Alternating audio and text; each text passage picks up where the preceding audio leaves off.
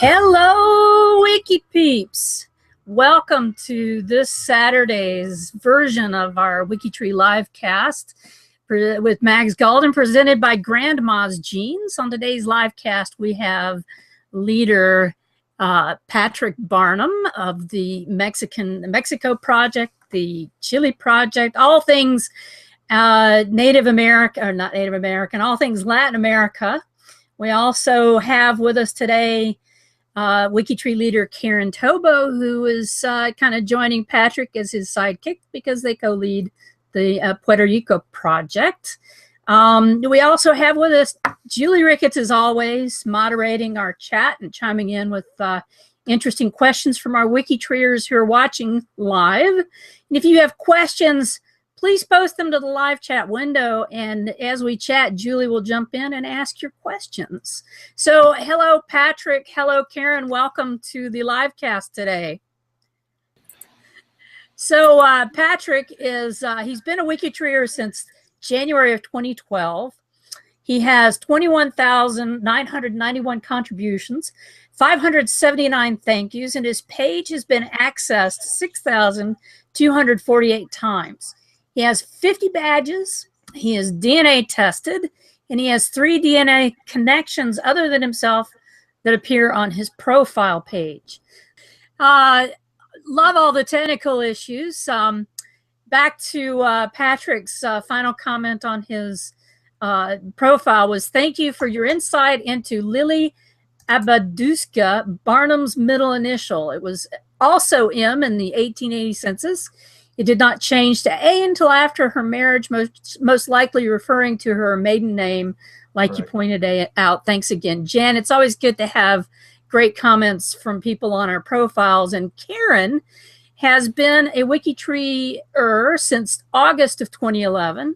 She has 82,303 contributions, 3,981 thank yous, and her page has been accessed 8,072 times. She's got 59 badges, and she, of course, is DNA tested with 6 DNA connections other than herself appearing on her profile page. The last comment on her profile is from Abby Glenn, who is our Wiki Leader Wrangler. Abby writes, hi, Karen. Thanks for the categorization of all those language templates, which I think she did last week. Karen, did you do those last week, or was that something that grew out of Roots Tech? You know, it probably did grow out of discussions at Roots Tech with Julie and what other projects might need some volunteer help, and just our interest in WikiTree being global and being able to more effectively greet and welcome and integrate our members around the world. And that's very important. We had a discussion with somebody at Roots Tech who was impressed that we have so many languages on WikiTree and that we can accommodate the characters for those languages. So moving on, it's interesting. I wanted to point out that Karen and Patrick both speak Japanese. So I don't know why somebody who would speak Spanish would have an interest in learning how to speak Japanese. Patrick, why on earth do you speak Japanese? I speak Japanese because when I was in the Army Reserve, they sent me to Japanese language school in Monterey, California, in order to better understand the groups that we were working with overseas. And Karen, why do you, yours is kind of a no-brainer, Karen, but why do you speak Japanese? Right. When I met my husband, Greg Tobo, who's third-generation Japanese American, he was studying Japanese at the same Colorado church where his great-grandparents studied English in the 1940s. I think one of my most natural talents is for language, and I thought it would be fun to attend along with him. And I married into a large and loving Japanese-American family here in Colorado. How fun. That's fun. It's kind of like full circle coming around that he was studying at the same church. So we're going to start off with doing some questions here. And Julie, if we have, Julie is wanting me to throw it to her again. So back to Julie. Just a second. For some reason, there's been a delay on the broadcast, and it just started right now while Karen was talking. So now we have her. Okay, good. This is a first. So right. Hello, everybody. Hi, everybody. We're all live. Well, you're listening to a WikiTree LiveCast with Julie Ricketts, who is our chat moderator, and Patrick Barnum, who is all things Latin America leader, and Karen, who also works with Patrick on the Puerto Rican project. We were just about ready to start up talking about questions. I wanted to start with Patrick, and then I'm going to ask Karen this. Patrick, how or why did you get involved in genealogy? When I was a teenager, my paternal grandfather made me an offer. He said if I would study the Barnum family history and genealogy, he would pay for any of the certificates or other documents that needed to be purchased in order to continue with the process. I started that, and it was fascinating for me, and I've been at it ever since. That's cool. What about you, Karen? I discovered my grandfather's notes as a teen on our paternal family, the Lau family from Tennessee, which we call the Low family these days. And I was fascinated to read about all of the Laus in Tennessee and wondered about some of the women in the family and their fathers and mothers and cousins. And so I think it must have run in the family. The next question would be, how long have you been doing genealogy, Patrick? Little more than half a century, actually 56 years. Wow. Were you like 2? No, 19. 19. And That's Karen, not possible. Karen, how long have you been doing genealogy? I would say maybe since I was about 12. So we'll call that 35 years. That's not a short distance either, and you both look so young. Thank you very much. What discovery brought you to WikiTree, Patrick? I was doing some research on the internet, trying to find some information about a very distant cousin, and I discovered that her profile was on WikiTree. So I checked in and took a look at that, and from there branched out and became very interested, and I've been a WikiTree member ever since. And speaking of WikiTree and finding things on WikiTree, I think that you have a very active one-name project, the Barnum one-name project.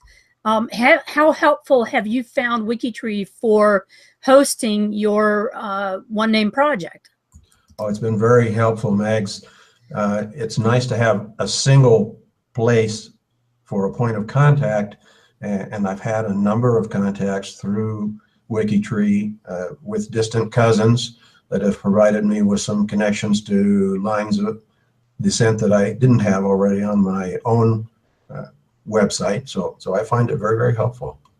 And you do have your own website, and we can put that URL up on the description. You'll also notice that down in the description of the live cast today, you'll see useful links that we might be mentioning throughout. I didn't put up the barnum.org website in that, but we can put that up. So do you use WikiTree as the home base for your one-name study project? Yes, I do, definitely. Do you spin off any of your WikiTree stuff that you have on your Barnum.org website? Do you link back and forth between those? Actually, on WikiTree, I talk a fair amount about my website and about the books that I've written about Barnum genealogy. And in reviewing my notes for today, I checked my website again, where I have always had a link directly to WikiTree, and it's not there. So as soon as we get off the air, I'm going to go back and put it in again. But I have a website that I run for my Galdens and other parts of my family. I actually link to individuals as I'm talking about them on my website. I link them to WikiTree, to the WikiTree profile. So I don't have a bunch of extra stuff on my website. It's basically a tree. And then I actually link off to WikiTree for people to see more of the information. Do you do the same kind of thing, or have you thought of that? I haven't done that, but it's an interesting idea. Might be kind of difficult to get 27,000 Barnums all hooked up to both places, but for some of them it would be a great idea. I appreciate the suggestion. Yeah, it's something I do. Karen, do you have a personal website that you have behind the scenes? You know, I don't very much. Every once in a while I get the urge to blog, and I might do that, but I do absolutely nothing to find followers. So I would say I'm most active on WikiTree. That goes for me too, but I do work to try and make sure I keep the connections up. The Latin American projects, and can you list all of the projects that you lead, Patrick? I'm sorry, what was the question, Mike? Can you list all the projects that you lead? Yes. Can you? Yes, Would you do it, please? Sure, I could do that. Latin America, of course. Right. And within Latin America, Chile, Mexico, and Puerto Rico, which I share with Karen, which actually is more, Karen is the leader there, and I'm sort of an outside observer. She does a great job on her own.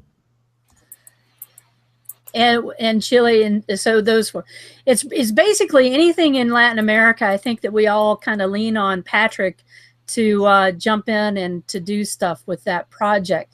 Do you, how do you recruit members for the project? I keep a real sharp eye out on G2G for anybody who puts up a link for any of the 20 Latin American countries that would fit within our project. And I also have made contact, at least I've started making contact with the major genealogical societies in each of the 20 Latin American countries, asking them whether they have members who would be interested in joining WikiTree, explaining to them what it's all about and the benefits that might be there for some of their members. And that's been pretty productive. That's good. Do you travel around at all and speak at any of the societies? No, actually I don't. There are several genealogical societies here in Mexico, but none that's anywhere close to me. And most of my travel is outside of Mexico. I'd certainly be glad to do that if I got a request from anybody, but so far I haven't done it. So when you want to become a member of the Latin American projects that you lead, what does one do in the project? Do you have tasks set up in the project for people to work on? We actually don't have specific tasks, but we do have a list of possible projects. If people are interested, they can get in touch with me, and I would be glad to help them in getting those set up. We do require that everybody puts the G2G tag for Latin America or one of the other Chile projects, or more Mexico. specific projects that they're involved in, and we require them then to post on a regular basis, particularly to look for good sources. One of the things that I like to do is go through and check with each new member as they begin posting to make sure that they are using sources. And we also ask them to be open to helping other WikiTreeers who may have profiles in the same area or who even may have connections. Those are the principal things that I expect the membership to take care of. That's good. I also wanted to ask both of you, Karen, do you tag team your questions in G2G?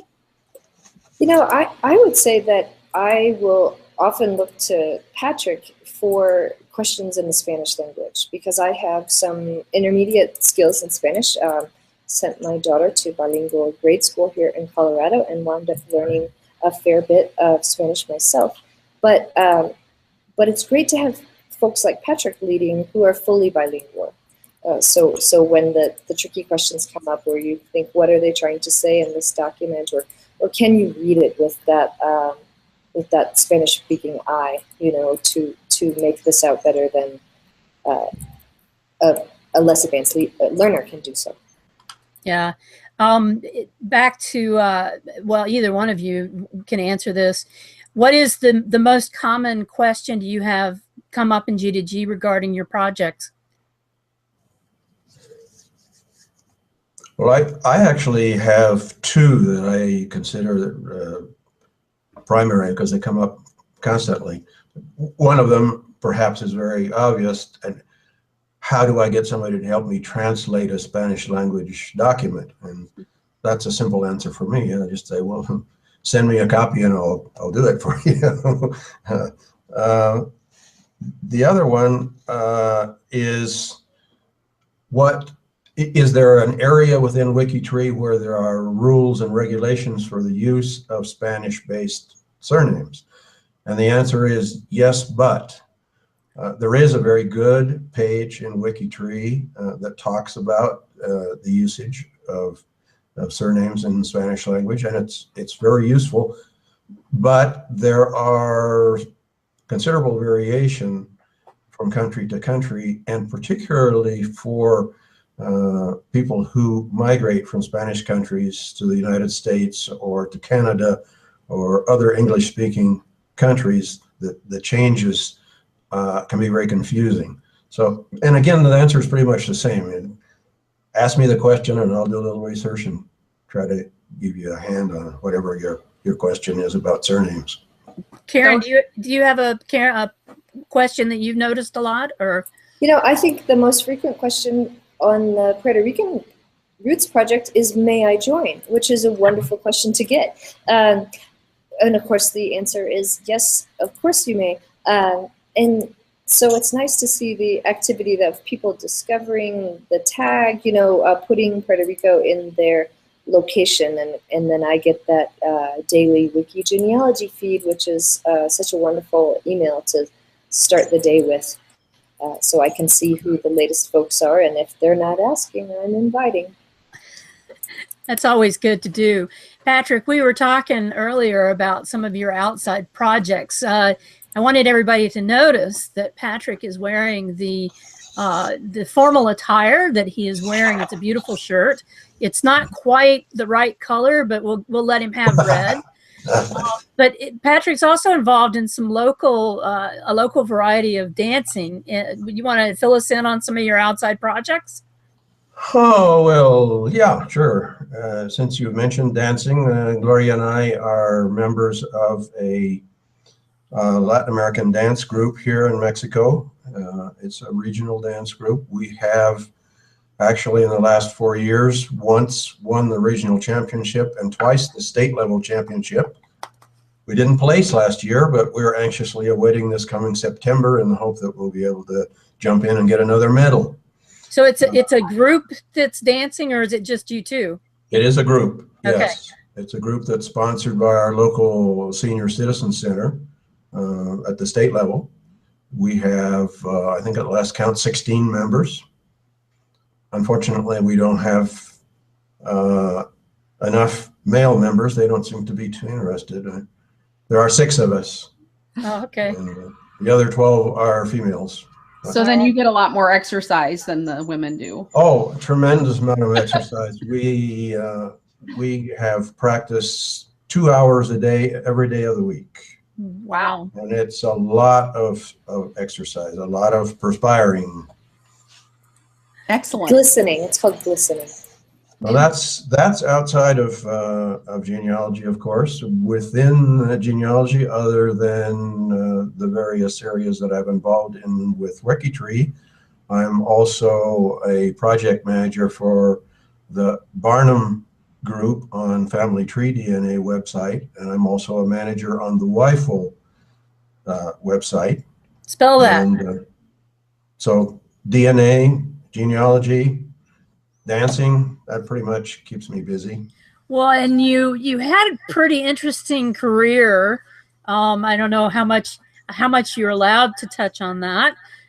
You are very involved in the U.S. government for a very long time. You want to? True. Yeah, you want to fill us in on some of that, or would you have to kill us for knowing all the secrets? No, it's not really a big secret. I started out actually my career in local government as a municipal planner in my native state of Oregon.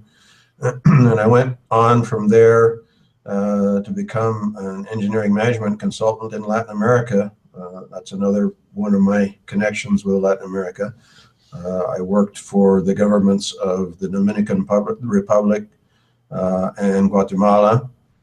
And then I got a chance to join the Treasury Department, U.S. Customs Service, the oldest federal government service, dates from 1769. And I did that then for the last 18 years of my working career with the U.S. Customs Service. At the time of retirement, I was an assistant regional director for the South Texas region, and I had joint responsibility for 10 ports of entry on the border and 2 international airports. And that was a lot of being on the border, a lot of connection with Mexico, a lot of interchange, letters and telephone calls in Spanish. So that sort of built up my Spanish language capability a little bit too. Well, that certainly does explain it. And speaking of your connections across the border, your family's a big part of your life, and the three of us got to meet your beautiful, es muy bonita wife, Gloria, a little while ago. How did you guys meet? Interesting story. Oh, I'm sure it is. We met because Gloria put an ad in a U.S. newspaper looking for friends to converse with in the English language. And we became friends, and a little bit more than friends. I invited her to visit me in the U.S., and she came up for 4 days and returned to Mexico with an engagement ring. And we were married. She spent 8 years living with me in the U.S. before my retirement. And after retirement, we came here to the state of Jalisco, where her family lives. There are, together with our Mexican daughter and her family and all of Gloria's brothers and sisters and nieces and nephews and our grandchildren, there are more than 50 of us living here in the Guadalajara area. Wow. Wow. That is an interesting story. It's a cool story. You're such a romantic. We wrote to each other for more than a year, about 2 to 3 letters a week before we actually met in person. And then it was just a matter of deciding whether the spark was there. 10 pals. And it was. So, Patrick, I have one last final official question for you. Okay. And we'll see what Julie's got cooking in the chat area. Okay. What is your favorite color? It's an interesting question, Mags. My favorite color my entire life has been green. But since my association with WikiTree, it's placed me in what my Irish cousins would call the awful color problem of the orange and the green. There you go. Well, green is also a WikiTree color, and orange is what we wear when we're out and about in our WikiTree stuff. I have a card at the end of this that says that our wardrobe, although this week not really, our wardrobe is supplied by WikiTree. Julie, do we have anything showing up in the chat? Any questions for Patrick? I suspect that we have many people outside enjoying the sunshine today. I know up here in Chicago, it is 65 degrees outside in the middle of February, and I would not expect anybody to be in here inside watching a video. But I have a question. Yes. Oh, sure, Julie. It's an obvious question, Patrick. I have to know whether or not you're related to P.T. Barnum in some fashion. I haven't been able to look at your genealogy, so I have to ask. Yes, I am. And in fact, Barnum is such a small name in terms of percentage. It's about 1/100% of all of the surnames in the United States, for example. That Wow. We're all related. Everybody that has ever contacted me over the years who has a family tree with sufficient detail to connect to the rest of us is a descendant, well, not a descendant, but a distant cousin of P.T. Barnum. He had no sons, so we're all distant cousins and we're not descendants. Wow. And where does in my case, he was my 9th cousin once removed. That's really cool. So where does the name originate? The name originally is from England, In England, it is spelled Barnham, but it's pronounced exactly the same. Barnum is Barnum, both sides of the Atlantic. And there also is a small branch that's Barnam. Apparently, our name originated in a little town called Barnum, which is about 30 miles southeast of London, with a gentleman named Sir Walter de Barnum, who was involved with the government of Richard II. And it's come down from there. The first Barnum to arrive in the U.S. arrived about 1620 in the Connecticut colony. And from there on, the great majority of Barnums are here in the U.S., although we also have Barnums in Canada. We have Barnums in Australia, in New Zealand, and even a ranch in Mexico and one in Germany. Oh, wow. Pretty widespread then for such a small population. There aren't many of us, but we travel a lot. Well, that kind of goes along with the whole circus theme, I guess. Indeed. Julie, did you want to go ahead and run down our G2G post, the question of the week and stuff? Sure. We had a really interesting discussion going on, and I'm getting an echo. I apologize for that. I don't know what's going on here, but we talked this week in G2G for the question of the week. We talked about DNA surprises, and I wanted to share some of the stories, but the stories are quite long because they're really hard to relate because they're very complicated. So I'm going to summarize a little bit. We had several stories where, of course, where adoptees were reconnected with their birth families, which was just incredible. One of our members had helped several of his newfound cousins reconnect with their family, and have stayed in contact. We had one of our members, Ray Jones, wanted to mention, a lot of us were talking about how we were surprised about the percentages of, for instance, the British Isles DNA that we found in our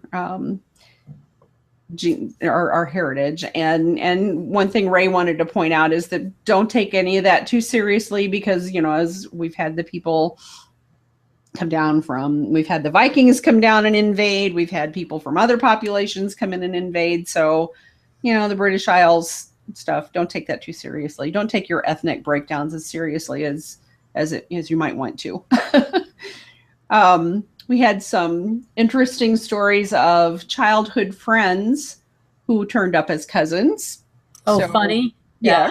Or neighbors, childhood friends and neighbors that ended up being cousins, much closer than one would expect. And let's see, Chris Hampson, who frequently posts in G2G, found a previously unknown branch of their family tree, and they reconnected with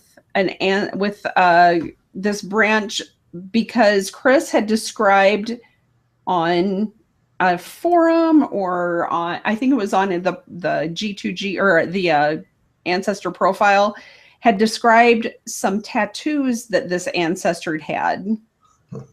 And this distant cousin recognized the tattoos, and there was an adoption involved and all that, but they recognized the description of the tattoos from the Army record and managed to get reconnected with the family. So that was really something. That goes a long way to show the power of our free text bio area on our profiles. I know I make a lot of notes in there. And then finally, I enjoyed Vincent Piazza's comment. He was lamenting his inability to understand his results. So I kind of relate to that a little bit. Well, and Vincent, funny about that is Vincent actually won one of the prizes during our Source-a-thon a couple of months ago. And the prize was actually from Grandma's Genes. So I actually helped him get his test done, and I uploaded his information to GEDmatch and gave him a list of his known matches and stuff. But that really doesn't explain to the person how to figure out what they're doing. So that's kind of, maybe next time I'll give a prize based on doing help on getting someone to understand what they're looking at. Speaking of sourcing, the Saturday sourcing sprints are going on. We have 3 things that go on WikiTree with sourcing, because sourcing is so important to making sure that our tree is healthy. And so we have the yearly or possibly bi-yearly Source-a-thon, which is 72 hours of just pure fun and nothing but sourcing. Then we have the monthly Sorcerer's Challenge that goes on. And we also have the Saturday Sourcing Sprint. And I just wanted to mention today that our sourcing sprint is going on. And the sourcing sprints are from profiles that are in our unsourced profiles categories. And the tally number count is of profiles improved, not just sources added. Adding sources is important. So let me tell you what February's tally is so far. Chris Hoyt is coming in at 7 profiles sourced. Joe Gill is coming in at 9. Kelly Sullivan is 8. Star Klein is banging right along at 36. Debbie Matluck has 9. Lucy Salvaggio Diaz has 8. Charlotte Shockey has 49.